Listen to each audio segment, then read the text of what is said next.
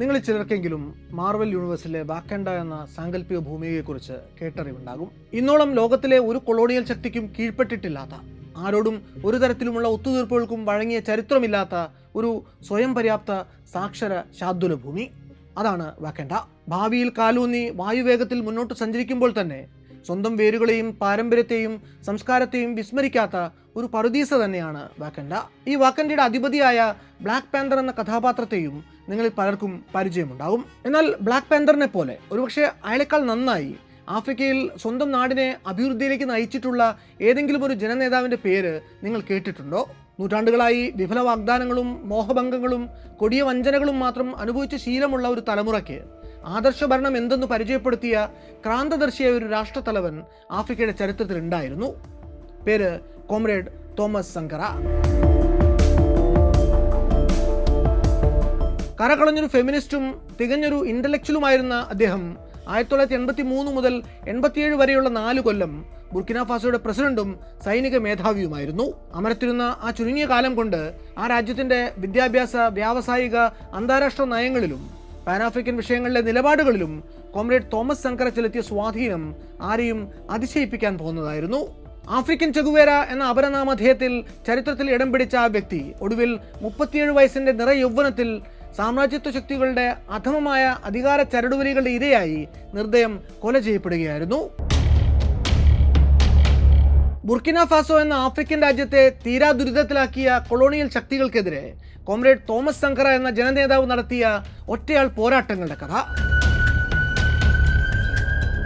തങ്ങളുടെ സ്വാർത്ഥ താല്പര്യങ്ങൾക്ക് വിഘാതം നിന്നു എന്നതിൻ്റെ പേരിൽ മാത്രം ഒരു രാഷ്ട്രത്തലവനെ ഇല്ലാതാക്കാൻ വേണ്ടി സാമ്രാജ്യത്വ ശക്തികൾ നടത്തിയ ഗൂഢാലോചനയുടെ കഥ. അത് വല്ലാത്തൊരു കഥയാണ്.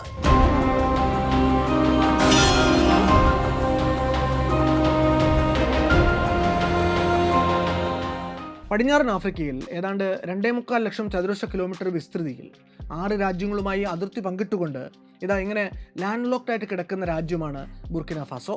ഒരു താരതമ്യത്തിന് പറഞ്ഞാൽ ഏതാണ്ട് UK എന്ന രാജ്യത്തിന്റെ അതേ വലിപ്പം. നിലവിൽ ഏതാണ്ട് 2 കോടിക്ക് മേലാണ് ഈ രാജ്യത്തിന്റെ ജനസംഖ്യ. ഇവിടെ ഏതാണ്ട് 60-ലധികം എത്നിക് ഗ്രൂപ്പുകൾ അധിവസിക്കുന്നുണ്ട് എന്നാണ് കണക്ക്. ജനസംഖ്യയുടെ പാതിയോളം വരുന്ന മാസി ഗോത്രക്കാർക്കാണ് രാജ്യത്ത് ഭൂരിപക്ഷമുള്ളത്. രാജ്യത്തിന്റെ നടുക്ക് കിടക്കുന്ന പീഠഭൂമിയിലാണ് മാസി ഗോത്രക്കാരുടെ പൊറുതിയെങ്കിൽ മറ്റുള്ളവർ, ഉദാഹരണത്തിന് ഫലാനി, ഗുറൻസി, ബോബോ, സിനുഫോ എന്നിങ്ങനെയുള്ള ഗോത്രക്കാർ പലയിടത്തായിട്ട് ചിതറിക്കിടക്കുകയാണ്. ഇവർക്കിടയിൽ ഏതാണ്ട് 70ഓളം തനത് ഭാഷകളുണ്ട്. പൊതുഭാഷ കൊളോണിയൽ ഹാങ് ഓവർ ആയിട്ടുള്ള ഫ്രഞ്ചാണ്. കൃഷിയാണ് ഇവരുടെ പ്രധാന വരുമാന മാർഗം. ജനസംഖ്യയുടെ 80% ജീവിക്കുന്നത് കൃഷിയെ ആശ്രയിച്ചുകൊണ്ടാണ്. ആഫ്രിക്കയിലെ ഏറ്റവും വലിയ പരുത്തി ഉൽപ്പാദക രാജ്യമാണ് ബുർക്കിന ഫാസോ. ഇവിടുത്തെ സ്വർണ്ണഖനികളും അതുപോലെ പ്രസിദ്ധമാണ്. പുറമേ നിന്ന് പലപ്പോഴായിട്ട് പല സാമ്രാജ്യങ്ങളും ബുർക്കിന ഫാസോയിൽ ആധിപത്യം സ്ഥാപിക്കാൻ ശ്രമിക്കുകയുണ്ടായി. സോങ്ങായ് സാമ്രാജ്യത്തിൽ നിന്ന് നേരിടേണ്ടി വന്നിട്ടുള്ള അധിനിവേശ ശ്രമങ്ങളെ ചെറുത്തു തോൽപ്പിച്ച മോസി ഗോത്രക്കാർക്ക് പക്ഷേ 20-ാം നൂറ്റാണ്ടിൻ്റെ തുടക്കത്തിൽ ആഫ്രിക്കയുടെ സിംഹഭാഗവും കയ്യേറിക്കൊണ്ട് കടന്നു വന്ന ഫ്രഞ്ച് കൊളോണിയൽ ശക്തികളെ തടുത്തു നിർത്താൻ സാധിച്ചില്ല. അങ്ങനെ ബുർക്കിന ഫാസോ അടങ്ങുന്ന പ്രദേശം 1919 ഫ്രാൻസിന്റെ അപ്പർ വോൾട്ട കോളനിയായിട്ട് മാറുന്നു. രാജ്യത്തെ സ്കൂളുകളിൽ അന്നുതൊട്ട് ഫ്രഞ്ച് പഠിപ്പിച്ചു തുടങ്ങി. നാട്ടിലെ ഇൻഫ്രാസ്ട്രക്ചർ മോഡേണൈസ് ചെയ്യപ്പെട്ടു. ഇങ്ങനെ ഫ്രഞ്ച് കൊളോണിയൽ ഭരണത്തിന് കീഴിൽ പുലർന്നിരുന്ന അപ്പർ വോൾട്ടയിലെ യാക്കോ എന്ന ടൗണിൽ 1949 ഡിസംബർ 21 ജോസഫ് മാർഗരീറ്റ സങ്കറ ദമ്പതിമാരുടെ 10 മക്കളിൽ 3ാമനായിട്ടാണ് തോമസ് ഇസിഡോർ നോയൽ സങ്കറ ജനിക്കുന്നത്.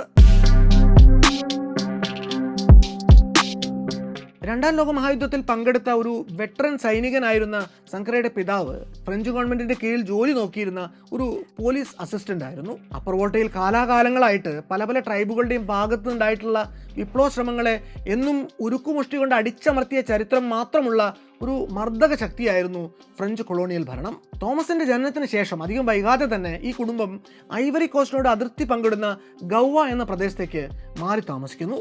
തോമസ് സങ്കറ തന്റെ പ്രാഥമിക വിദ്യാഭ്യാസം പൂർത്തിയാക്കുന്നത് ഇവിടെയാണ്. പഠിക്കാൻ നല്ല മിടുക്കനായിരുന്ന അവൻ ഫ്രഞ്ചും കണക്കുമൊക്കെ അതീവ താല്പര്യത്തോടു കൂടി തന്നെ പഠിക്കുന്നു. ഫ്രഞ്ച് കൊളോണിയൽ വാഴ്ചയുടെ കരിന്തിരി കത്തുന്ന കാലത്താണ് സങ്കറ ഗോവയിലേക്ക് എത്തുന്നതും അവിടുത്തെ സ്കൂളിൽ ചേർന്ന് പഠിക്കുന്നതും. 1895 മുതൽക്ക് തന്നെ ഫ്രഞ്ച് അധിനിവേശം ആരംഭിക്കുന്നുണ്ട് എങ്കിലും 1919 അപ്പർ വോൾട്ട എന്ന പേരിൽ ഒരു പ്രത്യേക ഭൂപ്രദേശം ഫ്രഞ്ചുകാർ ഔദ്യോഗികമായിട്ട് രൂപീകരിക്കുന്നത്. ഫ്രഞ്ചുകാരെ സംബന്ധിച്ച് അത്ര പ്രാധാന്യമുള്ളൊരു പ്രദേശമായിരുന്നില്ല ഈ അപ്പർ വോൾട്ട.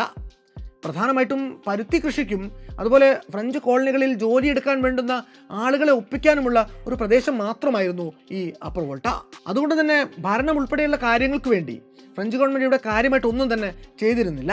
സങ്കരയുടെ അച്ഛൻ ഫ്രഞ്ച് ഗവൺമെൻറ്റിന് വേണ്ടി പണിയെടുത്തിരുന്നത് കൊണ്ട് ഫ്രഞ്ച് പൗരന്മാരോടും അവരുടെ മക്കളോടും കുറച്ചുകൂടി അടുത്തിടപഴകാൻ കുഞ്ഞു തോമസിന് കഴിഞ്ഞിരുന്നു. ഈ നാളുകളിൽ തോമസ് ശ്രദ്ധിക്കുന്നൊരു കാര്യമുണ്ട്. തങ്ങളുടെ ജീവിത രീതികളിൽ നിന്ന് വ്യത്യസ്തമാണ് ഈ ഫ്രഞ്ചുകാരുടെ ജീവിതം. തങ്ങളെക്കാൾ കൂടിയ പരിഗണന അവർക്ക് കിട്ടുന്നുണ്ട്.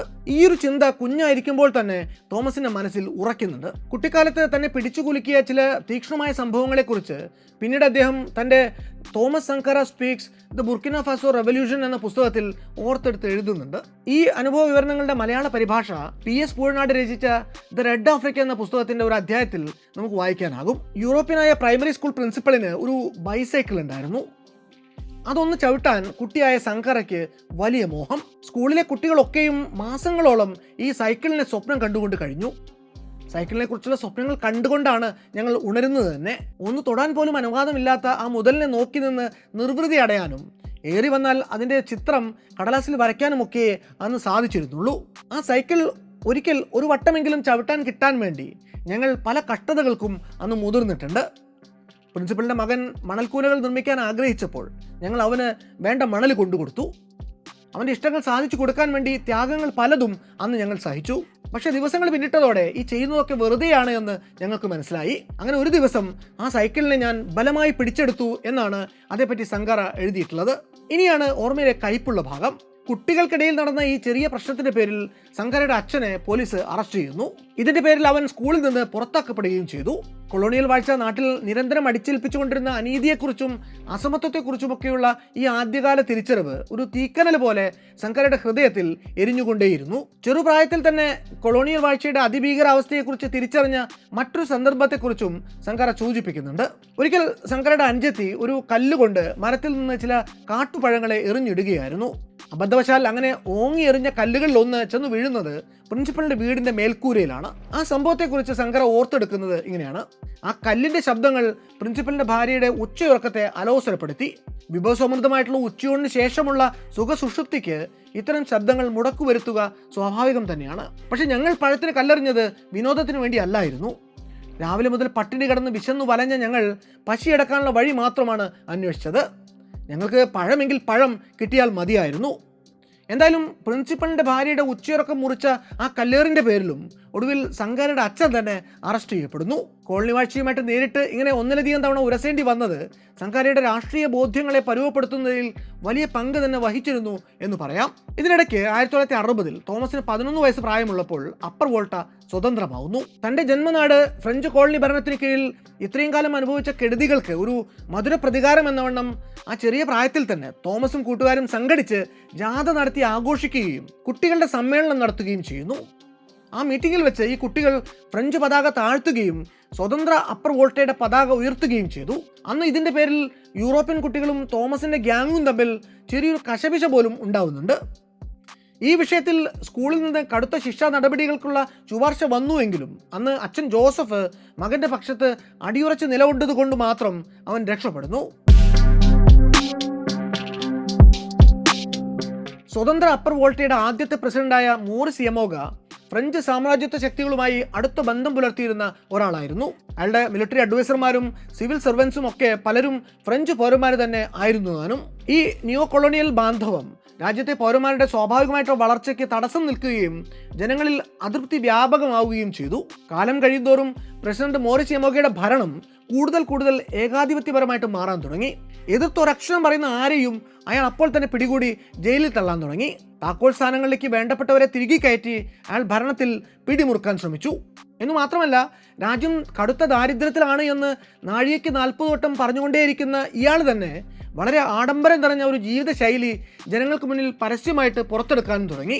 സാധാരണക്കാരൻ്റെ ദുരിതങ്ങളെ കണ്ടില്ലെന്ന് നടിച്ചുകൊണ്ടുള്ള പ്രസിഡന്റിന്റെ ഈ തോന്നിവാസ ഭരണം ഇങ്ങനെ പുരോഗമിച്ചതോടെ പതുക്കെ ജനം അയാൾക്ക് നേരെ തിരിഞ്ഞു. 1966 ജനുവരി 3 പ്രസിഡന്റിനെതിരെ ജനം സമരത്തിനിറങ്ങി. സൈന്യം പ്രസിഡന്റിന്റെ ഉത്തരവുകൾ അനുസരിക്കുന്നില്ല എന്ന് പ്രഖ്യാപിച്ചതോടെ ആദ്യ പ്രസിഡന്റിന് പുറത്തേക്കുള്ള വഴി തുറന്നു. സമരത്തെക്കുറിച്ചുള്ള വിവരം കിട്ടിയ പ്രസിഡന്റ് സൈനിക തലവനെ വിളിച്ച് സമരത്തെ അടിച്ചമർത്താൻ ഉത്തരവിട്ടു. എന്നാൽ പ്രസിഡന്റിന്റെ ഈ ജനാധിപത്യ വിരുദ്ധമായിട്ടുള്ള ഉത്തരവ് അനുസരിക്കാൻ അന്നത്തെ സൈനിക മേധാവി സാൻഗ്യുൽ ലാമിസാന വിസമ്മതിച്ചതോടെ പ്രസിഡന്റിന് രാജിവെച്ച് ഇറങ്ങി പോകേണ്ടി വന്നു. പിന്നാലെ രാജ്യം സൈനിക ഭരണത്തിലേക്ക് നീങ്ങി. ഈ ഒരു സമയത്ത് തോമസ് സെക്കൻഡറി പരീക്ഷയുടെ തയ്യാറെടുപ്പിലായിരുന്നു. പുതുതായിട്ട് അധികാരത്തിലെത്തിയ സാൻഗ്യുൽ ലാമിസാന രാജ്യത്ത് ആദ്യമായിട്ടൊരു മിലിറ്ററി അക്കാദമി സ്ഥാപിക്കുന്നു. സെക്കൻഡറി വിദ്യാഭ്യാസമായിരുന്നു അവിടേക്കുള്ള അടിസ്ഥാന യോഗ്യത. ഇവിടെ ചെന്ന് ചേർന്നാൽ സ്കോളർഷിപ്പോടെ വിദ്യാഭ്യാസം പൂർത്തിയാക്കാം എന്ന് മനസ്സിലാക്കുന്ന തോമസ് സങ്കര ഇതിൻ്റെ എൻട്രൻസ് എക്സാം എഴുതുന്നു. അതിൽ വിജയിക്കുന്ന തോമസ് ഈ അക്കാദമിയിലെ ആദ്യത്തെ വിദ്യാർത്ഥികളിൽ ഒരാളാകുന്നു. ഈ സമയത്താണെങ്കിൽ അപ്പർ വോൾട്ടയിൽ ജനങ്ങൾക്കിടയിൽ ആർമിക്ക് വളരെ നല്ലൊരു പ്രതിച്ഛായയാണ് ഉണ്ടായിരുന്നത്. അഴിമതിക്കാരനായ മുൻ പ്രസിഡന്റിനെ പുകച്ചു പുറത്തു ചാടിച്ചവർ എന്ന ഇമേജ് ആയിരുന്നു അതിന് കാരണം. രാജ്യത്തെ കാർന്നു തിന്നുന്ന അഴിമതി ഇല്ലാതാക്കാനും രാജ്യത്തെ ആധുനികവൽക്കരിക്കാനും ആർക്കെങ്കിലും ശേഷിയുണ്ടെങ്കിൽ അത് സൈന്യത്തിന് മാത്രമാണ് എന്ന് ജനം ധരിച്ചു. തോമസ് സങ്കര സൈനിക പഠനത്തിൽ ചേർന്ന ഈ അക്കാദമിയിൽ വിദ്യാർത്ഥികളെ ചരിത്രം പഠിപ്പിച്ചിരുന്നത് അഡമ ട്യൂറെ എന്നൊരു അധ്യാപകനായിരുന്നു. ആഫ്രിക്കൻ ഇൻഡിപെൻഡൻസ് പാർട്ടി മെമ്പറും ഒരു കമ്മ്യൂണിസ്റ്റ് പ്രവർത്തകനുമായിരുന്നു ഈ അഡമ ട്യൂറെ. അദ്ദേഹത്തിൻ്റെ ഈ പാർട്ടി പ്രവർത്തന പശ്ചാത്തലം പക്ഷേ അക്കാദമിയിൽ അധികം ആർക്കും അറിയില്ലായിരുന്നു. സങ്കരയിലെ അതിസമർത്ഥനായ വിദ്യാർത്ഥിയെയും ഭാവി ജനനേതാവിനെയും തിരിച്ചറിയുന്നത് ഈ അഡമ ട്യൂറെയായിരുന്നു. സോഷ്യലിസം, കമ്മ്യൂണിസ്റ്റ് വിപ്ലവങ്ങൾ, ആഫ്രിക്കയിലെ വിമോചന പ്രസ്ഥാനങ്ങൾ എന്നിവയെക്കുറിച്ചുള്ള പ്രാഥമിക ധാരണ തോമസ് സങ്കരയ്ക്ക് പകർന്നു കൊടുക്കുന്നതും ഇതേ ട്യൂറെയാണ്. സങ്കരയുടെ ഇന്റലക്ച്വൽ ക്യൂരിയോസിറ്റിയും രാഷ്ട്രീയ ചായ്വും നേരത്തെ തന്നെ തിരിച്ചറിയുന്ന ട്യൂറെ അദ്ദേഹത്തെയും അദ്ദേഹത്തിന്റെ സഹപാഠികളിൽ ചിലരെയും ക്ലാസ് മുറിക്ക് പുറത്ത് അനൗപചാരികമായിട്ടുള്ള സംവാദങ്ങൾക്ക് വേണ്ടി ക്ഷണിക്കുന്നു. ഈ ചർച്ചകളിൽ വെച്ച് ട്യൂറെ സങ്കരയ്ക്ക് പിന്നീട് അങ്ങോട്ടുള്ള അയാളുടെ നയങ്ങളെ കാര്യമായ രീതിയിൽ തന്നെ സ്വാധീനിക്കാൻ പോകുന്ന വിപ്ലവകരമായിട്ടുള്ള പല ആശയങ്ങളെയും പരിചയപ്പെടുത്തുന്നു. സാമ്രാജ്യത്വത്തിനെതിരെയും നിയോ കൊളോണിയലിസത്തിനെതിരെയും കാലങ്ങളായിട്ട് നടന്നുവരുന്ന ആഗോള പോരാട്ടങ്ങളെക്കുറിച്ചും ട്യൂറെ സങ്കരയോട് വർണ്ണിക്കുന്നു. അദ്ദേഹം സങ്കരയ്ക്ക് റഷ്യൻ വിപ്ലവത്തിന്റെയും ചൈനീസ് വിപ്ലവത്തിന്റെയും വീരകഥകളും വിവരിച്ചു കൊടുക്കുന്നു. ഒപ്പം ആഫ്രിക്കയുടെ മണ്ണിനെ ചുവപ്പിച്ചുകൊണ്ട് കടന്നുപോയ വിപ്ലവ പോരാട്ടങ്ങളുടെ ചരിത്രവും അദ്ദേഹം സങ്കരയ്ക്ക് മുന്നിൽ വെക്കുന്നു. തോമസ് സങ്കര എന്ന വിപ്ലവകാരിയെ രാഗി മൂർച്ച വരുത്തിയ ഉരകല്ല് ഈ ട്യൂറെ ആയിരുന്നു. അക്കാഡമിയിലെ സൈനിക പഠനകാലത്ത് അങ്ങനെ ബാരക്കുകളിൽ ഒതുങ്ങിക്കഴിയുന്ന പ്രകൃതക്കാരനല്ലായിരുന്നു സങ്കര. ഔഗഡുഗുവിന്റെ തെരുവുകളിൽ ഇറങ്ങി നടന്ന് അദ്ദേഹം തലസ്ഥാന നഗരിയുടെ സാംസ്കാരിക മിടിപ്പുകളും അറിയാൻ ശ്രമിക്കുന്നുണ്ട്. സംഗീതത്തിൽ സാമാന്യത്തിൽ കവിഞ്ഞ താല്പര്യമുണ്ടായിരുന്നു സങ്കരയ്ക്ക്. ഗിത്താർ നന്നായി വായിക്കുമായിരുന്നു അദ്ദേഹം. ജനങ്ങളുമായി എളുപ്പത്തിൽ ബന്ധം സ്ഥാപിക്കാൻ സംഗീതത്തിനുള്ള ശക്തിയും അദ്ദേഹം തിരിച്ചറിയുന്നുണ്ട്. സൈനിക അക്കാദമിയിലെ പ്രാഥമിക പരിശീലനത്തിനു ശേഷം സൈന്യത്തിൽ ഡ്രാഫ്റ്റ് ചെയ്യപ്പെടുന്ന സങ്കാരയെ 1970 സൈന്യം അഡ്വാൻസ്ഡ് ഓഫീസർ ട്രെയിനിങ്ങിന് വേണ്ടി മഡഗാസ്കറിലേക്ക് പറഞ്ഞയക്കുന്നു. അപ്പർ വോൾട്ട പോലെ പുരോഗമനം എത്തി നോക്കിയിട്ടില്ലാത്ത ഒരിടത്തുനിന്ന് വന്ന സങ്കരയെ പോലെ ഒരാൾക്ക് മഡഗാസ്കർ ഒരു പറുദീസയെ കുറഞ്ഞൊന്നുമല്ലായിരുന്നു. മഡഗാസ്കറിലെ ഗ്രീൻ ബെററ്റ്സ് എന്നറിയപ്പെട്ടിരുന്ന സൈനിക സംവിധാനവും സങ്കരയെ വല്ലാതെ സ്വാധീനിക്കുന്നുണ്ട്. സൈനികർ അവിടെ വെറും സൈനികരല്ലായിരുന്നു, മറിച്ച് ജനസേവനത്തിനു വേണ്ടി ജീവിതം ഒഴിഞ്ഞുവെച്ച പൊതുപ്രവർത്തകർ കൂടിയായിരുന്നു. സൈന്യം സമൂഹ നന്മയ്ക്ക് എന്ന ഈ വിശാലമായ കാഴ്ചപ്പാട് പിന്നീട് അങ്ങോട്ട് തോമസ് സങ്കരയിൽ വലിയ സ്വാധീനം തന്നെ ചെലുത്തുന്നുണ്ട്. ഓഫീസർ ട്രെയിനിങ് പൂർത്തിയാക്കിയിട്ടും ഒരു കൊല്ലം കൂടി മഡഗാസ്കറിൽ തന്നെ തുടർന്ന് ഈ ഗ്രീൻ ബെററ്റ്സിന്റെ പ്രവർത്തനം നേരിട്ട് കണ്ടു പഠിക്കാൻ അവസരം നൽകണമെന്ന് അദ്ദേഹം അക്കാലത്ത് തന്റെ മേലധികാരികളോട് അപേക്ഷിക്കുന്നുണ്ട്. പക്ഷേ ഇങ്ങനെ അധികം തങ്ങിയ ഒരു വർഷക്കാലം മഡഗാസ്കർ വിപ്ലവങ്ങളുടെ തീച്ചൂളയിൽ നിന്ന് കത്തുകയായിരുന്നു. 10,000-കണക്കായ വിദ്യാർത്ഥികളും തൊഴിലാളികളും കർഷകരുമൊക്കെ ഫ്രഞ്ച് കൊളോണിയൽ ശക്തികൾക്കെതിരായുള്ള ഒറ്റക്കെട്ടായ സമരങ്ങൾ നയിക്കുന്ന കാഴ്ചയ്ക്ക് തൻ്റെ ജീവിതത്തിൽ ആദ്യമായിട്ട് തോമസ് സങ്കര സാക്ഷ്യം വഹിക്കുന്നു. ജനകീയ പ്രക്ഷോഭങ്ങളുടെയും പണിമുടക്കുകളുടെയും സ്വഭാവവും പ്രകൃതവും സംഘാടനവുമൊക്കെ അദ്ദേഹം പരിചയിക്കുന്നതും ഈ മഡഗാസ്കറിൽ വെച്ചാണ്. പണിമുടക്കുകളുടെ സാധ്യതകളെ തിരിച്ചറിയാനും അവയെ കൂടുതൽ അടുത്തറിയാനും സങ്കരയ്ക്ക് സാധിക്കുന്നതും ഇവിടെ വെച്ച് തന്നെയാണ്. മാർക്സിസവുമായി തോമസ് സങ്കര അടുത്തിടപഴകുന്നതും ഇതേ മഡഗാസ്കറിൽ വെച്ച് തന്നെ. സങ്കരയ്ക്ക് അതിനുള്ള അവസരം ഒരുങ്ങുന്നത് മഡഗാസ്കറിലേക്ക് വന്ന ചില ഫ്രഞ്ച് വിദ്യാർത്ഥികളിൽ നിന്നാണ്. അവരുമായി അക്കാലത്ത് നടത്താൻ അവസരമുണ്ടായ ചില വാദപ്രതിവാദങ്ങളും സംവാദങ്ങളും ഒന്നിച്ച് പങ്കെടുത്ത ചില പഠന ക്ലാസുകളുമൊക്കെ മനസ്സ് ഇടതുപക്ഷത്തേക്ക് ചായാൻ കാരണമായി. ലോകമെമ്പാടും നടക്കുന്ന വിപ്ലവങ്ങളെക്കുറിച്ചുള്ള കഥകൾ അയാൾ കേൾക്കുന്നതും ഇതേ വിദ്യാർത്ഥികളിൽ നിന്നാണ്. കാൾമാർക്സും ലെനിനും രാഷ്ട്രീയ സമ്പദ് ശാസ്ത്രവും വികസന സിദ്ധാന്തവും എല്ലാം തന്നെ സങ്കരയെ ആ നാളുകളിൽ വല്ലാതെ കാർന്നു തിന്നുന്നുണ്ട്. 1973 ഒക്ടോബറിൽ തൻ്റെ 24-ാം വയസ്സിൽ സെക്കൻഡ് ലെഫ്റ്റനന്റ് റാങ്കിൽ തോമസ് സങ്കര സ്വന്തം നാട്ടിൽ തിരിച്ചെത്തുന്നു. ഈ കാലം അപ്പർ വോൾട്ട ഏറെ കാലുഷ്യങ്ങളിലൂടെ കടന്നുപോയുന്ന ഒരു കാലമായിരുന്നു. ഒരു വശത്ത് മാലിയും അപ്പർ വോൾട്ടയും തമ്മിൽ നിരന്തരം നടന്നുകൊണ്ടിരുന്ന അതിർത്തി സംഘർഷങ്ങളും അതിന്റെ കെടുതികളും, മറുവശത്ത് സാമ്രാജ്യത്വ ശക്തികളുമായി കൂട്ടുചേർന്നുകൊണ്ട് അപ്പർ വോൾട്ടയിലെ വരേണ്യവർഗവും ബിസിനസ്സുകാരും ഭൂപ്രഭുക്കളും തുടർന്നു പോയിക്കൊണ്ടിരുന്ന ചൂഷണങ്ങളും. ഈ കടുത്ത മർദ്ദക സംവിധാനം നടമാടിയിരുന്ന നാട്ടിൽ അതിനെതിരെയുള്ള അസംതൃപ്തികളും പുകഞ്ഞുകൊണ്ടേയിരുന്നു. ഇങ്ങനെ കടുത്ത അസംതൃപ്തിയിൽ പുലർന്നിരുന്ന മറ്റ് സൈനിക ഉദ്യോഗസ്ഥന്മാരുമായും സിവിൽ സർവന്റുകളുമായിട്ടും നല്ല രീതിയിലുള്ള ബന്ധം സ്ഥാപിച്ചെടുക്കാൻ ചുരുങ്ങിയ കാലയളവിൽ തന്നെ സങ്കരയ്ക്ക് സാധിക്കുന്നു. 1980കളുടെ തുടക്കത്തോടെ തന്നെ സാമ്രാജ്യത്വത്തിനെതിരായിട്ടുള്ള മുറുമുറുപ്പുകൾ തോമസ് സങ്കര പ്രകടിപ്പിച്ചു തുടങ്ങി. അതിന്റെ ആദ്യ പ്രതിഫലനം സർക്കാർ ശമ്പളം പറ്റുന്ന സൈനിക ജോലിയിൽ നിന്നുള്ള രാജിവെപ്പായിരുന്നു. രാജിവെച്ചിറങ്ങി പ്രതിഷേധങ്ങൾക്ക് മൂർച്ച കൂട്ടാൻ തുടങ്ങി അധികം വൈകുന്നതിന് മുമ്പ് തന്നെ ഭരണകൂടം സങ്കരയെ അറസ്റ്റ് ചെയ്ത് ജയിലിൽ തള്ളുന്നു. എന്നാൽ ഈ ജയിൽവാസം അയാളുടെ പോരാളിയെ കൂടുതൽ ശക്തനാക്കാനേ ഉപകരിക്കുന്നുള്ളൂ. കുറെ നാൾ ജയിലിൽ കിടന്ന് പുറത്തിറങ്ങുന്ന സങ്കര 10 ഇരട്ടി ശക്തിയോടെ പ്രതിഷേധങ്ങൾ നടത്തി. ഒടുവിൽ 1983 മെയ് മാസത്തിൽ റാങ് ബാപ്റ്റിസ്റ്റ് ക്വാഡ്രാഗോ ഗവൺമെന്റ് സങ്കരയും സഖാക്കളെയും അറസ്റ്റ് ചെയ്യുന്നു. ഈ അറസ്റ്റിൽ പ്രതിഷേധിച്ച് അപ്പർ വോൾട്ടയിലെ 10,000-കണക്കിന് വരുന്ന വിദ്യാർത്ഥികളും തൊഴിലാളികളും പ്രകടനങ്ങളുമായിട്ട് തെരുവിലേക്ക് ഇറങ്ങുന്നു. സങ്കരയുടെ ജയിൽ മോചനം ആവശ്യപ്പെട്ടുകൊണ്ടുള്ള പ്രക്ഷോഭ മുന്നേറ്റങ്ങൾ കൊണ്ട് ബുർക്കിന ഫാസോയുടെ തെരുവോരങ്ങൾ മുഖരിതമായി തീർന്നു. അതോടെ ഗവൺമെന്റ് ഒന്നായിരുന്നു. കാരാഗ്രഹവാസം വീട്ടുതടങ്കലായിട്ട് ഇളവ് ചെയ്യപ്പെടുന്നു. 1983 ഓഗസ്റ്റ് 4 സങ്കരയുടെ പ്രിയ സുഹൃത്തായ ക്യാപ്റ്റൻ ബ്ലേസ് കോമ്പാറിന്റെ നേതൃത്വത്തിൽ 250ഓളം പട്ടാളക്കാർ ബാരക്കുകളിൽ നിന്ന് അപ്പർ വോൾട്ടയുടെ തലസ്ഥാനമായ കൊഹഡഹുവിലേക്ക് റൂട്ട് മാർച്ച് നടത്തുന്നു. അവരെ അന്ന് ജനങ്ങളും അനുഗമിച്ചതിനെ തുടർന്നുണ്ടായ പട്ടാള അട്ടിമറിയിൽ റാങ് ബാപ്റ്റിസ്റ്റ് ക്വാഡ്രാഗോ ഗവൺമെന്റ് അധികാരത്തിൽ നിന്ന് താഴെ ഇറക്കപ്പെട്ടു. ഈ ഒരു അട്ടിമറിക്ക് പിന്നാലെ സങ്കരയും സഖാക്കളും ജയിൽ മോചിതരാകുന്നു. അപ്പർ വോൾട്ടയിൽ അരങ്ങേറിയ ഈ ജനകീയ മുന്നേറ്റം ഓഗസ്റ്റ് വിപ്ലവം എന്ന പേരിലാണ് ആഫ്രിക്കൻ ചരിത്രത്തിൽ രേഖപ്പെടുത്തപ്പെട്ടിട്ടുള്ളത്. നാട്ടിൽ നടമാടിയിരുന്ന നവസാമ്രാജ്യത്വ അധിനിവേശങ്ങൾക്കെതിരെ വർഷങ്ങളായിട്ട് തുടരുന്ന ജനകീയ പ്രക്ഷോഭങ്ങളുടെ ഒരു സാക്ഷാത്കാരമായിട്ടാണ് സങ്കര ഈ വിപ്ലവത്തെ അടയാളപ്പെടുത്തുന്നത്. തുടർന്ന് രാജ്യത്തിന്റെ പുതിയ പ്രസിഡന്റായി national council for revolution comrade Thomas സങ്കരയെ തെരഞ്ഞെടുക്കുന്നു. അങ്ങനെ തെരഞ്ഞെടുക്കപ്പെടുമ്പോൾ അയാൾക്ക് പ്രായം വെറും 33 വയസ്സ് മാത്രമാണ്. തുടർന്നുള്ള 4 വർഷങ്ങൾ ചരിത്രത്തിൽ തന്നെ സമാനതകളില്ലാത്ത മുന്നേറ്റങ്ങളുടേത് കൂടിയായിരുന്നു. തോമസ് സങ്കര അധികാരം ഏറ്റെടുക്കുന്ന കാലത്ത് കൊളോണിയൽ ഹാങ് ഓവറിൽ നിന്ന് പുറത്തു കടന്നിട്ടില്ലാത്ത ഏതൊരു ആഫ്രിക്കൻ രാജ്യത്തെ പോലെയും ബുർക്കിന ഫാസോയും ബാലാരിഷ്ടതകളിൽപ്പെട്ട് ഉഴലുകയായിരുന്നു. ഏതാണ്ട് ഈ സമയത്ത് തന്നെ അന്താരാഷ്ട്ര വിപണിയിൽ വില നിലവാരങ്ങൾ കുത്തനെ ഇടിയുന്ന ഒരു പ്രതിഭാസമുണ്ടായി. ഇത് കാർഷിക കയറ്റുമതികളിൽ നിന്നുള്ള വരുമാനത്തെ സാരമായിട്ട് ബാധിച്ചു. ഇതെല്ലാം കൂടി ബുർക്കിന ഫാസോയെ തള്ളിവിടുന്നത് കടുത്ത സാമ്പത്തിക പരാധീനതകളിലേക്കാണ്. ദാരിദ്ര്യവും തൊഴിലില്ലായ്മയും പട്ടിണിയും ഫാസോ സമൂഹത്തെ അന്ന് കെടുതിയിലാഴ്ത്തുന്നുണ്ട്. അന്ന് ഏറ്റവും കൂടുതൽ അലട്ടിയത് ശിശുമരണ നിരക്കായിരുന്നു. അന്നൊക്കെ ബുർക്കിന ഫാസോയിൽ ജനിച്ചു വീഴുന്ന 1000 ചോരക്കുഞ്ഞുങ്ങളിൽ 250 പേർ വീതം മരണത്തിന് കീഴടങ്ങിക്കൊണ്ടിരുന്നു. ഇങ്ങനെ ജനങ്ങളുടെ വികാരം സ്വേച്ഛാധിപത്യത്തിനെതിരായി തിരിഞ്ഞു നിൽക്കുന്ന സമയത്ത് ശ്രദ്ധേയമായൊരു പ്രസ്താവന സങ്കരയിൽ നിന്നുണ്ടാകുന്നു. ഈ രോഗത്തിന്റെ അടിവേരുകൾ കിടക്കുന്നത് രാജ്യത്തിന്റെ രാഷ്ട്രീയത്തിലാണ്.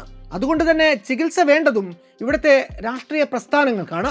ഓഗസ്റ്റ് വിപ്ലവത്തിലൂടെ അത്തരമൊരു രാഷ്ട്രീയ ഷോക്ക് ചികിത്സയ്ക്കാണ് സങ്കര തുടക്കമിടുന്നത്. തോമസ് സങ്കര അധികാരം ഏറ്റെടുക്കുന്ന സമയത്ത് ലോകത്തിലെ തന്നെ ഏറ്റവും ദരിദ്രമായ രാജ്യങ്ങളിലൊന്നായിരുന്നു അപ്പർ വോൾട്ട. രാജ്യത്തെ ആ കെടുതികളിൽ നിന്ന് എങ്ങനെ ഉയർത്തെഴുന്നേൽപ്പിക്കണം എന്ന് സംബന്ധിച്ച വളരെ കൃത്യവും വിപ്ലവാത്മകവുമായിട്ടുള്ള ഒരു രൂപരേഖ ദേശീയ വിപ്ലവ കൗൺസിലിന്റെ നേതൃത്വത്തിൽ അന്ന് തയ്യാറാക്കപ്പെടുന്നു.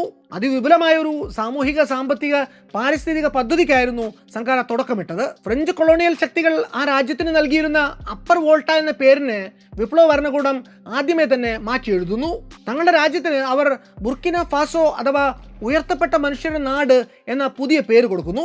കൊളോണിയൽ ആധിപത്യ മൂല്യങ്ങളെ ഒന്നൊന്നായി പുതിയ ഗവൺമെന്റ് ഉടച്ചു വാർക്കാൻ തുടങ്ങി. ജനങ്ങളും ഭരണകൂടവും തമ്മിലുള്ള ബന്ധത്തിൽ കാര്യമായ മെച്ചപ്പെടലിന്റെ ആവശ്യമുണ്ട് എന്ന അടിസ്ഥാന ധാരണയിൽ നിന്നുമാണ് തോമസ് സങ്കരയുടെ വിമോചന പദ്ധതികൾ ഉരുവം കൊള്ളുന്നത്. സ്വാതന്ത്ര്യം കിട്ടിയതിന് ശേഷവും ഇങ്ങനെ നവകൊളോണിയൽ താല്പര്യങ്ങളെ സേവിക്കുന്നതിൽ നിന്ന് ബുർക്കിന ഫാസോയിലെ ഭരണകൂടത്തെ മുക്തമാക്കേണ്ടതുണ്ട് എന്ന ഉത്തമ ബോധ്യവും സങ്കരയ്ക്ക് ഉണ്ടായിരുന്നു.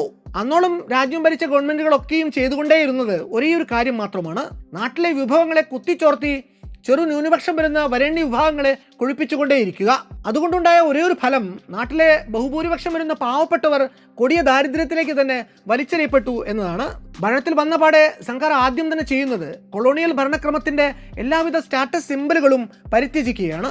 തന്റെ മന്ത്രിസഭയിലെ അംഗങ്ങൾ അവരുടെ പൂർവ്വസൂരികൾ ഉപയോഗിച്ചു വന്ന മെഴ്സിഡസ് ബെൻസ് കാറുകൾ ഉപേക്ഷിച്ച് പകരം സാധാരണക്കാർ ഉപയോഗിക്കുന്ന തരത്തിലുള്ള കാറുകളിലേക്ക് മടങ്ങണമെന്ന് അദ്ദേഹം നിർദ്ദേശിച്ചു. രാഷ്ട്രീയ നേതാക്കളെ വിഗ്രഹങ്ങളാക്കുന്ന, വ്യക്തിപൂജ നടത്തുന്ന എല്ലാ പദ്ധതികളെയും സങ്കര കടക്കൽ തന്നെ വെട്ടുന്നു. തുടക്കം അവനവനിൽ തന്നെയായിരുന്നു. സ്വന്തം ഫോട്ടോകൾ അല്ലെങ്കിൽ ചിത്രങ്ങൾ രാജ്യത്തിന് ഒരു ഭാഗത്തും പ്രദർശനത്തിന് വെക്കരുത് എന്ന് അദ്ദേഹം ചട്ടം കെട്ടി. പത്രങ്ങളിൽ പോലും വലുതായി പടങ്ങൾ അച്ചടിച്ചു വരുന്നത് അദ്ദേഹത്തിന് ഇഷ്ടമല്ലായിരുന്നു. അദ്ദേഹം നിരന്തരം സംസാരിച്ചുകൊണ്ടിരുന്നത്, ചിന്തിച്ചുകൊണ്ടിരുന്നത്, സ്വപ്നങ്ങൾ നെയ്തുകൊണ്ടിരുന്നത് ഒരേ ഒരു കാര്യത്തെക്കുറിച്ചാണ്: എങ്ങനെ ബുർക്കിന ഫാസോയെ ഒരു സ്വയം പര്യാപ്ത റിപ്പബ്ലിക്കാക്കി മാറ്റാൻ സാധിക്കും. കൊളോണിയൽ ഭരണക്രമം പിൻവാങ്ങി വർഷങ്ങൾ കഴിഞ്ഞിട്ടും ബുർക്കിന ഫാസോയിൽ അപ്പോഴും അധ്യയന മാധ്യമം ഫ്രഞ്ച് തന്നെയായിരുന്നു. അതുപോലെ പാഠ്യപദ്ധതികളിൽ അപ്പോഴും മുൻതൂക്കം കിട്ടിയിരുന്നത് പാശ്ചാത്യ സാംസ്കാരിക, രാഷ്ട്രീയ, സാമൂഹിക ശാസ്ത്രങ്ങൾക്കായിരുന്നു. ഈ അവസ്ഥാവിശേഷത്തെ സങ്കാര അന്ന് വിലയിരുത്തിയത് ഇങ്ങനെയാണ്: കൊളോണിയൽ സ്കൂളുകൾ പോയി, ഇപ്പോൾ പകരം നിയോ കൊളോണിയൽ സ്കൂളുകൾ വന്നു. അത്ര തന്നെ. നമ്മുടെ നാട്ടിലെ കുഞ്ഞുങ്ങളെ അന്യവൽക്കരിക്കുക തന്നെയാണ് നിലവിലെ വിദ്യാഭ്യാസ സമ്പ്രദായത്തിൻ്റെയും ഒരേ ഒരു ലക്ഷ്യം. അതിനോടൊപ്പം എന്നും കൊളോണിയൽ താല്പര്യങ്ങൾക്ക് വേണ്ടി വിടുപണി ചെയ്യുന്ന ഒരു സമൂഹത്തിൻ്റെ പുനരുൽപാദനം കൂടി അത് ഉന്നം വയ്ക്കുന്നുണ്ട്. തോമസ് സങ്കര അധികാരത്തിലെത്തുന്ന സമയത്ത് ബുർക്കിന ഫാസോയിലെ ഗ്രാമപ്രദേശങ്ങളിലെ 98% ആളുകൾക്കും എഴുത്തും വായനയും അറിയുമായിരുന്നില്ല. വിദ്യാലയങ്ങളിലാവട്ടെ ആകെ 16% കുട്ടികൾ മാത്രമേ പോയിരുന്നുള്ളൂ. സമൂലമായൊരു പുനർവിദ്യാഭ്യാസ പദ്ധതിക്കാണ് സങ്കര ആദ്യം തന്നെ നേതൃത്വം കൊടുക്കുന്നത്. ജന്മനാടിൻ്റെ ചരിത്രവും സംസ്കാരവും അവരുടെ മാതൃഭാഷയിലൂടെ തന്നെ കുട്ടികളെ പഠിപ്പിക്കുന്ന ഒരു പുതിയ പദ്ധതിയായിരുന്നു അത്. അതോടൊപ്പം കുട്ടികളെ ചിന്തിക്കാൻ പ്രേരിപ്പിക്കുന്ന, കാര്യങ്ങളെ വിമർശന ബുദ്ധിയെ സമീപിക്കാൻ പ്രോത്സാഹിപ്പിക്കുന്ന ഒരു കരിക്കുലം രൂപീകരിക്കുന്നതിനും അദ്ദേഹം നേരിട്ട് തന്നെ മേൽനോട്ടം വഹിച്ചു. ആ രാജ്യം അന്നോളം കണ്ടിട്ടുള്ള ഭരണാധികാരികളെ പോലെ അല്ലായിരുന്നു കോമ്രേഡ് തോമസ് സങ്കര. അനിതര സാധാരണമായിട്ടുള്ള ഊർജ്ജത്തോടെയും ആവേശത്തോടെയും മാസ്മരികതയോടെയുമായിരുന്നു അദ്ദേഹം സംസാരിച്ചിരുന്നതും പ്രവർത്തിച്ചിരുന്നതും ഒക്കെ. ഭാവിയെക്കുറിച്ചുള്ള തിളയ്ക്കുന്ന പ്രതീക്ഷകളായിരുന്നു സങ്കരയിൽ സദാ ആളിക്കത്തിക്കൊണ്ടിരുന്നത്. സ്ത്രീ വിമോചനത്തെക്കുറിച്ചുള്ള അദ്ദേഹത്തിന്റെ കാഴ്ചപ്പാടുകളാകട്ടെ ക്രാന്തദർശിത്വം തുളുമ്പുന്നവയായിരുന്നു. മുഖ്യധാരയിൽ സ്വാധീനം ചെലുത്തിക്കൊണ്ടിരുന്ന ലിബറൽ യൂറോസെൻട്രിക് അമേരിക്കൻ പെർസ്പെക്റ്റീവിലായിരുന്നില്ല, മറിച്ച് തികഞ്ഞ യാഥാർത്ഥ്യ ബോധത്തോടെ തന്നെയാണ് സങ്കര സ്ത്രീ പ്രശ്നത്തെ എന്നും നോക്കിക്കണ്ടിട്ടുള്ളത്. അതിൻ്റെ സ്ഫുരണങ്ങൾ നമുക്ക് സങ്കരയുടെ എഴുത്തിൽ നിന്ന് തന്നെ വായിച്ചെടുക്കാനാകും. ഉദാഹരണത്തിന് അദ്ദേഹത്തിൻ്റെ പ്രസംഗങ്ങളുടെ സമാഹരണമായ we are heirs of the world's revolutions, speeches from the Burkina Faso revolution 1983-87 എന്ന പുസ്തകത്തിലെ ചില ഭാഗങ്ങൾ നോക്കുകയാണെങ്കിൽ, the revolution and women's liberation go together. We do not talk of women's emancipation as an act of charity or out of a surge of human compassion. It is a basic necessity for the revolution to triumph. Women hold up the other half of the sky എന്ന് കാണാം. അതായത് വിപ്ലവവും സ്ത്രീ വിമോചനവും തോളോട് തോൾ ചേർന്ന് പോകേണ്ടതാണ്. സ്ത്രീ ശാക്തീകരണത്തെ നമ്മൾ കാണേണ്ടത് ചാരിറ്റി പ്രവർത്തനം എന്ന മട്ടിലോ അല്ലെങ്കിൽ ഭൂതതയുടെ പുറത്തുള്ള ഒരു പ്രവൃത്തി എന്നോ അല്ല. ഏതൊരു വിപ്ലവവും വിജയിക്കാനുള്ള വളരെ അടിസ്ഥാനപരമായിട്ടുള്ള ഒരു മുന്നുപാധി തന്നെയാണത്. ആകാശത്തിൻ്റെ മറുപാധിയെ താങ്ങി നിർത്തുന്നത് സ്ത്രീകൾ തന്നെയാണ്. അന്ന് ആഫ്രിക്കൻ ജനതയ്ക്കിടെ ഫീമെയിൽ ജെനിറ്റൽ മ്യൂട്ടിലേഷൻ അഥവാ സ്ത്രീകളുടെ ചേലാകർമ്മം, നിർബന്ധിത വിവാഹം, ബാലവിവാഹം തുടങ്ങി പല അനാചാരങ്ങളും സജീവമായിരുന്നു. സങ്കര അധികാരത്തിലേറിയതിന് പിന്നാലെ അതിനെല്ലാം നിരോധനം കൊണ്ടുവരുന്നു. വിവാഹമോചനത്തിനുള്ള സ്ത്രീകളുടെ അവകാശങ്ങൾ അദ്ദേഹം ഉറപ്പാക്കുന്നു. എല്ലാ തലങ്ങളിലും സ്ത്രീകളുടെ പ്രാതിനിധ്യമുണ്ടെന്ന് ഉറപ്പുവരുത്താൻ വേണ്ടതും അദ്ദേഹം ചെയ്യുന്നു. ബുർക്കിന ഫാസോയിലെ ഗോത്രത്തലവന്മാരും ഭൂപ്രഭുക്കളും അന്നോളം അനുഭവിച്ചു പോന്നിരുന്ന പല സവിശേഷ അധികാരങ്ങളും ആദ്യ മാസങ്ങളിൽ തന്നെ സങ്കര റദ്ദു ചെയ്യുന്നു. ജന്മികൾ കൈയടക്കി വെച്ചിരുന്ന അധിക ഭൂമി പിടിച്ചെടുത്ത് അദ്ദേഹം ഭൂരഹിതർക്ക് വിതരണം ചെയ്യുന്നു. ഈ പദ്ധതികൾ പലതും വൻ വിജയങ്ങളായിരുന്നു. ഭൂപരിഷ്കരണം കാർഷിക വൃത്തിയിലേക്ക് ജനങ്ങളെ മടക്കി കൊണ്ടുവരുന്നു. വെറും 4 വർഷത്തിനിടയ്ക്ക് ബുർക്കിന ഫാസോ എന്ന രാജ്യം ഭക്ഷ്യ സ്വയം പര്യാപ്തതയിലേക്ക് കുതിക്കുന്ന കാഴ്ചയാണ് പിന്നീട് ലോകം കാണുന്നത്. അവിടുത്തെ ജലസേചന സൗകര്യങ്ങളും സങ്കര വർദ്ധിപ്പിച്ചു കൊടുത്തിരുന്നതുകൊണ്ട് ഈ 4 വർഷക്കാലം കൊണ്ട് രാജ്യം റെക്കോർഡ് തോതിൽ പരുത്തിയും ഗോതമ്പും ഉൽപ്പാദിപ്പിക്കുന്നു. പരുത്തി ഉൽപ്പാദനത്തിൽ പ്രകടിപ്പിക്കുന്ന മികവ് രാജ്യത്തിന് വേണ്ട വസ്ത്രങ്ങളെല്ലാം തന്നെ സ്വദേശീയമായിട്ട് നിർമ്മിക്കുന്നതിലേക്കും ബുർക്കിന ഫാസോയെ നയിക്കുന്നു. ഭക്ഷണം, പാർപ്പിടം, ആരോഗ്യം എന്നീ 3 പോയിന്റുകളിൽ ഊന്നിക്കൊണ്ടുള്ള ഒരു പൊതു മിനിമം പരിപാടി തന്നെ സങ്കര സർക്കാർ നടപ്പിലാക്കുന്നു. പോളിയോ, മെനിഞ്ചറ്റിസ്, 5ാം പനി എന്നിവയുടെ നിർമ്മാർജ്ജനത്തിനു വേണ്ടി അതിബൃഹത്തായിട്ടുള്ള ഒരു വാക്സിനേഷൻ പ്രോഗ്രാമിനും സങ്കര തുടക്കം കുറിച്ചിരുന്നു. ഈ ഒരു പദ്ധതിയിൽ ഉൾപ്പെടുത്തിക്കൊണ്ട് ഏതാനും ദിവസങ്ങൾക്കുള്ളിൽ ലക്ഷക്കണക്കിന് ആഫ്രിക്കൻ കുട്ടികൾക്ക് അന്ന് വാക്സിനേഷൻ നൽകപ്പെട്ടു. ആഫ്രിക്കയ്ക്ക് അതിമാരകമായ വെല്ലുവിളി ഉയർത്തുന്ന ഒരു രോഗമായിട്ട് എയ്ഡ്സിനെ ആ കാലയളവിൽ തന്നെ ആദ്യമായിട്ട് തിരിച്ചറിയുന്ന രാജ്യവും ബുർക്കിന ഫാസോ ആയിരുന്നു. ആരോഗ്യരംഗത്തെ പോലെ തന്നെ അദ്ദേഹം അടിസ്ഥാന സൗകര്യ വികസനത്തിലും ശ്രദ്ധ ചെലുത്തുന്നുണ്ട്. രാജ്യത്തെ ചേരി പ്രദേശങ്ങളെ ഒന്നൊന്നായി കണ്ടെത്തി അദ്ദേഹം നിർമ്മാർജ്ജനം ചെയ്യുന്നു. വീട് നിർമ്മാണത്തിന് ആവശ്യമായിട്ടുള്ള ചുടുകൽ ചൂളകൾ സർക്കാർ മുൻകൈയിൽ വ്യാപകമായിട്ട് പടുത്തുയർത്തപ്പെട്ടു. അതോടൊപ്പം വനനശീകരണത്തെക്കുറിച്ചും കൃത്യമായൊരു ബോധവൽക്കരണം നടത്തുന്ന സങ്കര നാട്ടിലെ കുട്ടികളെ കൊണ്ട് രാജ്യത്താകമാനം വൃക്ഷത്തൈകൾ വെച്ചുപിടിപ്പിക്കുന്ന പദ്ധതിക്കും തുറക്കമിടുന്നു. പരിസ്ഥിതിയെക്കുറിച്ചുള്ള സങ്കരയുടെ അവബോധം ആ കാലത്ത് ഏതൊരു പരിഷ്കൃത പാശ്ചാത്യ രാജ്യത്തെ ഭരണതന്ത്രജ്ഞനുള്ളതിനേക്കാളും മേലെയായിരുന്നു. നമ്മുടെ മരങ്ങളെയും കാടുകളെയും ഒക്കെ സംരക്ഷിക്കാനുള്ള പോരാട്ടം മറ്റെന്തിനേക്കാളും അപ്പുറം സാമ്രാജ്യത്വത്തിനെതിരായിട്ടുള്ള പോരാട്ടമാണ്. സാമ്രാജ്യത്വം എന്നത് നമ്മുടെ കാടുകൾക്കും പുൽമേടുകൾക്കും തീയിടുന്ന പടക്കോപ്പിന്റെ കൂമ്പാരം തന്നെയാണ് എന്ന് അന്ന് സങ്കര എഴുതുന്നുണ്ട്. തികച്ചും ബൂട്ട്സ്ട്രാപ്ഡ് ആയിട്ട് ഒരു തരത്തിലുള്ള വിദേശ സഹായം സ്വീകരിക്കാതെ സങ്കാര സർക്കാർ നടപ്പിലാക്കിയ ഇൻഫ്രാ പദ്ധതികൾ അതിശയകരമായിരുന്നു. രാജ്യത്തിന്റെ വിവിധ ഭാഗങ്ങളെ ബന്ധിപ്പിച്ചുകൊണ്ട് അദ്ദേഹം റോഡ് റെയിൽ പാതകൾ പുതുതായിട്ട് നിർമ്മിക്കുന്നു. IMF, ലോകബാങ്ക് പോലുള്ളവർ നൽകുന്ന വിദേശ സഹായത്തിന്റെ കൊളോണിയൽ കുരുക്കുകളെക്കുറിച്ച് അദ്ദേഹത്തിന് നല്ല ബോധ്യമുണ്ടായിരുന്നു. അതുകൊണ്ട് തന്നെയാണ് ഒരു പൈസ പോലും അവിടെ നിന്ന് കടം വാങ്ങിക്കാതിരിക്കാൻ സങ്കാര ശ്രദ്ധിച്ചത്. തൊഴിലാളി വർഗത്തിന്റെയും കർഷകരുടെയും ഇച്ഛാശക്തിയും നീതിബോധവും മാത്രമായിരുന്നു അദ്ദേഹത്തിന്റെ സ്വപ്നങ്ങളുടെ ഒക്കെയും അടിത്തറ. ജനങ്ങളോട് ഒരിക്കലും പ്രതിബദ്ധത കാട്ടാത്തവർ എന്നുള്ള പരാതി കൽപ്പിച്ച അഴിമതിക്കാരായിട്ടുള്ള ഉദ്യോഗസ്ഥരെ സമയാസമയം കണ്ടെത്തി വിചാരണ ചെയ്യാൻ വേണ്ടി അദ്ദേഹം വിപ്ലവ കോടതികളും സ്ഥാപിക്കുന്നുണ്ട്. ചുരുക്കി പറഞ്ഞാൽ സാമ്രാജ്യത്വ വിരുദ്ധതയുടെയും മുതലാളിത്ത വിരുദ്ധതയുടെയും അടങ്ങാത്തൊരു പ്രതീകമായിട്ടാണ് അധികാരത്തിലിരുന്ന കാലം അത്രയും തോമസ് സങ്കാര നിലകൊണ്ടത്. ചൂഷണങ്ങൾക്കും അടിച്ചമർത്തലുകൾക്കും വിധേയമാകുന്ന ലോകത്തെ എല്ലാ ജനവിഭാഗങ്ങളോടും അദ്ദേഹം അന്ന് നിരുപാധികമായിട്ടുള്ള ഐക്യദാർഢ്യം പ്രഖ്യാപിക്കുന്നുണ്ട്. ദക്ഷിണാഫ്രിക്കയിൽ നിലനിന്നിരുന്ന വർണ്ണവരിയൻ ഭരണകൂടത്തെ അദ്ദേഹം എല്ലാ അർത്ഥത്തിലും തുറന്നെതിർക്കുന്നു.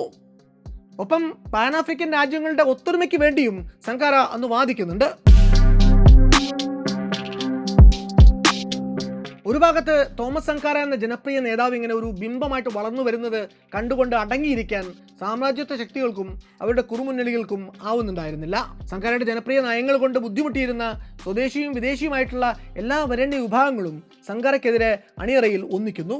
അദ്ദേഹത്തിന്റെ പ്രാണൻ കവരാനുള്ള ഗൂഢാലോചനയും തയ്യാറാകുന്നു. അന്ന് ഈ പ്രതിവിപ്ലവ ശക്തികളുടെ കയ്യിലെ പിണിയാളായിട്ട് പ്രവർത്തിക്കുന്നത് വിമത നേതാവും സങ്കാരയുടെ അടുത്ത സുഹൃത്തുമായിരുന്ന ക്യാപ്റ്റൻ ബ്ലേസ് കോംബോർ ആയിരുന്നു. താൻ കൈക്കൊണ്ട നയങ്ങൾ കൊള്ളേണ്ടടുത്ത് കൊള്ളുന്നുണ്ട് എന്നും അതുകൊണ്ട് തന്നെ തൻ്റെ ജീവൻ അപകടത്തിലാണ് എന്നും സങ്കാരയ്ക്ക് കൃത്യമായി അറിയാമായിരുന്നു. പക്ഷേ അതുകൊണ്ടൊന്നും ഭയപ്പെട്ട് മാറി നിൽക്കാൻ അദ്ദേഹം ശ്രമിച്ചതുമില്ല. ഒടുവിൽ ആ ദിവസവും വന്നെത്തി.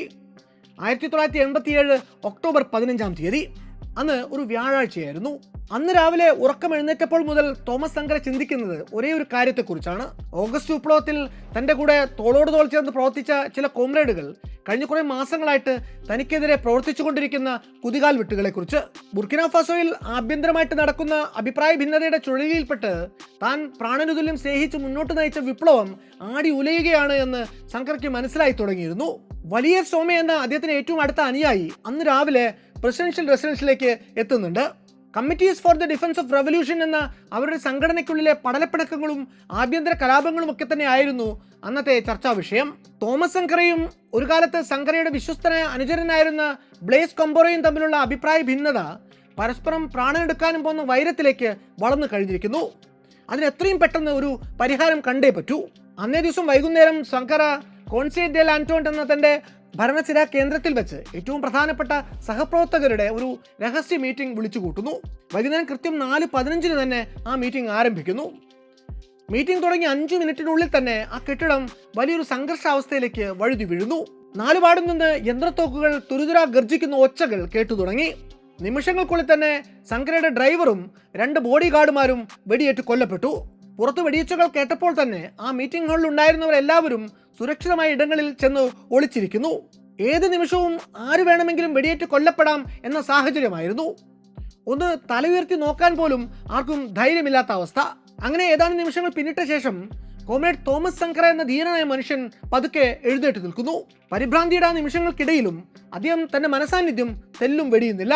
തന്റെ പ്രിയപ്പെട്ട കോമ്രേഡുകളോടായി തോമസ് സങ്കാരയുടെ അവസാന വാക്കുകൾ ആ നിമിഷം പുറപ്പെടുന്നു. നിങ്ങൾ ആരും തന്നെ ഭയപ്പെടേണ്ടതില്ല. നിങ്ങൾ ഈ മുറിക്കുള്ളിൽ തന്നെ ഇരുന്നാൽ മതി. അവർക്ക് വേണ്ടത് എന്നെയാണ്. ഇത്രയും പറഞ്ഞ് നെടുകെ ഒന്ന് നിശ്വസിച്ച ശേഷം ഇരു കൈകളും ഉയർത്തിപ്പിടിച്ചുകൊണ്ട് അദ്ദേഹം ആ കോൺഫറൻസ് റൂമിന്റെ വാതിൽ തുറന്ന് പതുക്കെ പുറത്തേക്ക് ഇറങ്ങുന്നു. പുറത്ത് തോക്കും ചൂണ്ടി നിന്ന കൊലയാളികളോട് വെടിവെക്കരുത്, താൻ കീഴടങ്ങുകയാണ് എന്ന് അദ്ദേഹം വിളിച്ചു പറയുന്നു. എന്നാൽ സാമ്രാജ്യത്വ ശക്തികളുടെ അച്ചാരം കൈപ്പറ്റിയെത്തിയ ആ കൊലയാളികൾ അത് ചെവിക്കൊള്ളാൻ തയ്യാറാകുന്നില്ല. ആ ധീരനായ പോരാളിയുടെ ദേഹം തുളച്ചുകൊണ്ട് യന്ത്രത്തോക്കുകളിൽ നൂതർന്ന വെടിയുണ്ടകൾ കടന്നുപോയി. നിമിഷ നേരം കൊണ്ട് തോമസ് സങ്കാര എന്ന ജനപ്രിയ നേതാവിന്റെ പ്രാണൻ ആ ദേഹം വിട്ടുപോയി. സ്വന്തം സഖാക്കളുടെ ജീവൻ രക്ഷിക്കാൻ വേണ്ടി ആയിരുന്നു തോമസ് സങ്കാര അപ്പോൾ ആ മുറിവിട്ട് മരണത്തിലേക്ക് ഇറങ്ങിപ്പോയത് എങ്കിൽ അത് വിഫലമാകുന്നു. അകത്തൊളിച്ചിരുന്ന സങ്കാരയുടെ അനുയായികളിൽ ഒരാളൊഴിച്ച് ബാക്കി എല്ലാവരും ഇതേ കൊലയാളി സംഘത്തിന്റെ തന്നെ തോക്കിനിരയാകുന്നു. ഇങ്ങനൊരു കൂട്ടക്കൊല കഴിഞ്ഞ അടുത്ത നിമിഷം ഈ മൃതദേഹങ്ങളൊക്കെ ഒരു പട്ടാള ട്രക്കിന്റെ പിന്നിലേക്ക് ധൃതിപ്പെട്ട് വലിച്ചിട്ട് ഏതോ അൺമാർക്ഡ് ആയിട്ടുള്ള ശ്മശാനത്തിൽ അവരെ കൊണ്ടുചെന്ന് എത്തിച്ച് തികച്ചും അൺസെറമോണിയസ് ആയിട്ട് അവരെ അടക്കുകയാണ് ഉണ്ടായത്. അന്ന് ആ മുറിക്കുള്ളിൽ ഉണ്ടായിരുന്ന തോമസ് സങ്കാരയുടെ വിശ്വസ്തരിൽ ഒരാൾ മാത്രം ആയുസ്സിന്റെ ബലം കൊണ്ട് കൊല്ലപ്പെടാതെ അവശേഷിച്ചിരുന്നു. ഇയാളിലൂടെ പിന്നീട് അന്ന് അവിടെ നടന്ന കാര്യങ്ങൾ മുഴുവൻ പുറം ലോകം അറിയുകയായിരുന്നു. അന്നേ ദിവസം വൈകുന്നേരത്തെ റേഡിയോ പരിപാടി കേൾക്കാനിരുന്ന ബുർക്കിന ഫാസോയിലെ ജനങ്ങളെ ഞെട്ടിച്ചുകൊണ്ട് പതിവില്ലാതെ ഒരു മിലിറ്ററി ഗാനം പുറപ്പെടുന്നു. എന്താണ് സംഭവമെന്ന് ആദ്യം ആർക്കും പിടികിട്ടുന്നില്ല. ഒരല്പം കൂടി സമയം കഴിഞ്ഞപ്പോൾ ഒരു അറിയിപ്പ് വരുന്നു. ദേശസ്നേഹികളായിട്ടുള്ള സൈന്യം തോമസ് സങ്കരയുടെ സ്വേച്ഛാധിപത്യ ഭരണത്തിന് അവസാനം കുറിച്ചിരിക്കുന്നു. ആരും തന്നെ ആ വാർത്ത ആദ്യം വിശ്വസിച്ചില്ല എങ്കിലും പതുക്കെ ജനം ആ സത്യം ഉൾക്കൊള്ളുന്നു. തങ്ങളുടെ പ്രിയപ്പെട്ട കോമ്രേഡ് തോമസ് സങ്കരയെ സൈന്യം വധിച്ചിരിക്കുന്നു. തോമസ് സങ്കരയുമായിട്ട് വിദൂര ബന്ധമെങ്കിലും ഉണ്ട് എന്ന് സംശയിക്കപ്പെട്ട സൈന്യത്തിലെ മറ്റു പല ഉദ്യോഗസ്ഥരെയും, ഉദാഹരണത്തിന് കമാൻഡന്റ് ബാപ്റ്റിസ്റ്റ് ലെങ്കാനി ഉൾപ്പെടെയുള്ള പലരെയും പിന്നീട് 1980 സൈന്യം വധിക്കുന്നുണ്ട്. തോമസ് സങ്കര വധിക്കപ്പെട്ട് മണിക്കൂറുകൾക്കുള്ളിൽ തന്നെ ക്യാപ്റ്റൻ ബ്ലേസ് കൊമ്പോർ പ്രസിഡന്റ് സ്ഥാനം ഏറ്റെടുക്കുന്നു. പിന്നീട് 27 വർഷത്തോളം കാലം ബ്ലേസ് കൊമ്പോർ തന്നെയാണ് ബുർക്കിന ഫാസോയെ അടക്കി ഭരിക്കുന്നത്. താനാ ചെയ്തതൊക്കെയും, തോമസ് സങ്കരയെ വധിച്ചതുൾപ്പെടെ താൻ ചെയ്തതൊക്കെ തന്നെയും വിപ്ലവത്തിലെ പുഴുക്കുത്തുകൾ നീക്കാനായിരുന്നു എന്നാണ് ക്യാപ്റ്റൻ കമ്പോറെ അവസാനം വരെയും വാദിച്ചിട്ടുള്ളത്. രാജ്യത്തെ നേർവഴിക്ക് നയിക്കാൻ വേണ്ടി ആയിരുന്നു തന്റെ നടപടികളെന്നും അദ്ദേഹം വാദിച്ചു. പിന്നീട് എപ്പോഴോ ഒരു പത്രപ്രവർത്തക കമ്പോറയോട് ഇങ്ങനൊരു കൂട്ടക്കുരുതി നടത്തിയതിൽ താങ്കൾക്ക് പശ്ചാത്താപം തോന്നുന്നുണ്ടോ എന്നൊരു ചോദ്യം ചോദിക്കുന്നുണ്ട്. അപ്പോൾ ഏറെ നിർവികാരമായ സ്വരത്തിൽ അയാൾ പറയുന്നൊരു മറുപടിയുണ്ട്. ഒരു സുഹൃത്തിനെ നഷ്ടമായതിൽ എനിക്ക് പശ്ചാത്താപമുണ്ട്. സങ്കര ഞങ്ങളെ വധിക്കാൻ പദ്ധതിയിട്ടു എന്ന് അറിഞ്ഞപ്പോൾ എനിക്ക് വിഷമം തോന്നിയിരുന്നു എന്നാണ്. എന്നാൽ ജനപ്രിയ നേതാവ് തോമസ് സങ്കരയ്ക്ക് പകരമാകാൻ ഒരിക്കലും ക്യാപ്റ്റൻ കമ്പോറയ്ക്ക് സാധിച്ചില്ല. സങ്കര കണ്ട സ്വപ്നങ്ങളിൽ കമ്പോറയ്ക്കും സംഘത്തിനും യാതൊരു താല്പര്യവും ഉണ്ടായിരുന്നുമില്ല. അതുകൊണ്ട് തന്നെ അതൊന്നും തുടരാനും അവർ ശ്രമിച്ചതുമില്ല. അതിനു പകരം വിദേശ രാജ്യങ്ങളിൽ നിന്ന് ഒരൊറ്റ ഡോളർ പോലും കടമായി വാങ്ങില്ല എന്ന സങ്കരയുടെ നയത്തിൽ നിന്ന് ബുർക്കിന ഫാസോ പിന്നോട്ട് പോകുന്നു. അധികം താമസിയാതെ തന്നെ തകർന്നടിഞ്ഞു പോകുന്ന രാജ്യത്തെ സമ്പദ് വ്യവസ്ഥയെ കരകയറ്റാൻ എന്നും പറഞ്ഞുകൊണ്ട് വേൾഡ് ബാങ്കിൽ നിന്ന് കോടിക്കണക്കിന് ഡോളർ അവർ കടമെടുത്തു കൂട്ടുന്നു. ഇങ്ങനെ എടുത്തുകൂട്ടിയ കടങ്ങൾക്കുള്ള മുന്നുപാധികളായിട്ട് രാജ്യത്തിന്റെ നയങ്ങൾ മുഴുവൻ സാമ്രാജ്യത്വ കൊളോണിയലിസ്റ്റ് ശക്തികൾക്ക് ക്യാപ്റ്റൻ കൊമ്പോറെ തീരെഴുതി കൊടുക്കുകയും ചെയ്യുന്നു. കോമ്രേഡ് തോമസ് സങ്കരയുടെ മരണത്തോടെ ബുർക്കിന ഫാസോ എന്ന രാജ്യത്തിന്റെ അഭിവൃദ്ധിയും എന്നേക്കുമായിട്ട് അസ്തമിച്ചു പോകുന്നു. ഏതാണ്ട് 2.5 പതിറ്റാണ്ടിലധികം ബുർക്കിന ഫാസോയുടെ അമരത്തിരുന്നിട്ടും ജനമനസ്സിലെ കോമ്രേഡ് തോമസ് സങ്കരയുടെ പ്രതിച്ഛായയ്ക്ക് തെല്ലുമുലച്ചിൽ തട്ടിക്കാൻ കമ്പോറയ്ക്ക് സാധിച്ചിട്ടില്ല. വിഭവങ്ങളിൽ കണ്ണുവെച്ച് കടന്നുവരുന്ന സാമ്രാജ്യത്വ ശക്തികളോട് പൊരുതി നിന്നവരും അവർക്ക് കഞ്ഞിവെച്ചവരും എല്ലാ കാലത്തും എല്ലാ നാട്ടിലും ഉണ്ടായിരുന്നു. എന്തിനും മീതിയായി രാജ്യത്തെ സ്നേഹിക്കുന്ന സങ്കരയെ പോലുള്ള ധീരന്മാർ നാടിനു വേണ്ടി പ്രാണൻ ത്യജിക്കാൻ ഒരു മടിയും ഒരു കാലത്തും കാട്ടിയിട്ടുമില്ല. ആദർശധീരനായ ഒരു ഭരണാധികാരി ഏറെ കാര്യക്ഷമമായിട്ട് ഭരിച്ചുകൊണ്ടിരിക്കുന്ന ഒരു നാടിനെ അസ്ഥിരപ്പെടുത്താൻ എന്ത് നെറികെട്ട ഗൂഢാലോചനകൾക്കും മുതിരാൻ സാമ്രാജ്യത്വ ശക്തികൾക്ക് ഒരു മടിയും ഉണ്ടായിട്ടില്ല എന്നതിന് ചരിത്രത്തിലെ ഏറ്റവും പ്രസക്തമായ ഉദാഹരണങ്ങളിൽ ഒന്ന് തന്നെയാണ് ബുർക്കിന ഫാസോ എന്ന രാജ്യവും കോമ്രേഡ് തോമസ് സങ്കര എന്ന അതിൻ്റെ രക്തസാക്ഷിയും.